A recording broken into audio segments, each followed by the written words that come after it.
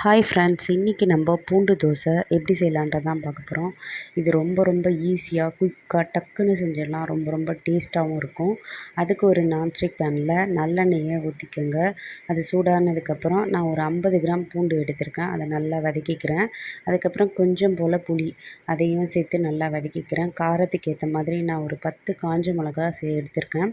உங்கள் காரத்துக்கு எவ்வளோ வேணுமோ அந்தளவுக்கு எடுத்துக்கோங்க. இதெல்லாம் சேர்த்து நல்லா வதங்கினதுக்கப்புறம் ஒரு 10 நிமிஷம் அப்படியே ஆற விட்டுருங்க. அதுக்கப்புறம் மிக்ஸி ஜாரில் இதெல்லாம் போட்டு உப்பு தேவையான அளவு போட்டுட்டு தண்ணி கொஞ்சம் ஊற்றி நைஸாக அரைச்சி எடுத்துருங்க. அதுக்கப்புறம் அடுப்பில் தோசைக்கல் வச்சு ஹீட் ஆனதும் மாவை ஒரு கரண்டி ஊற்றி சுற்றிர எண்ணெய் ஊற்றிட்டதுக்கப்புறம் இந்த அரைச்ச சட்னியை நல்லா ஸ்ப்ரெட் பண்ணிக்கோங்க. திருப்பி போடாமல் அப்படியே எடுத்துருங்க. அவ்வளோதாங்க, சூப்பராக ரெடி ஆகிடுச்சு. இதுக்கு தொட்டுக்கிறதுக்கு எந்த சைட் டிஷ்ஷும் வேணாம். ஒரு வாட்டி சாப்பிட்டு பாருங்கள். ரொம்ப டேஸ்ட்டாக சூப்பராக இருக்கும். நீங்களும் வீட்டில் செஞ்சு பார்த்துட்டு எப்படி இருக்குன்ட்டு கமெண்ட்ஸில் சொல்லுங்கள். நான் நெக்ஸ்ட் வீடியோவில் சந்திக்கிறேன். அது வரைக்கும் டாட்டா, பை பை ஃப்ரெண்ட்ஸ்.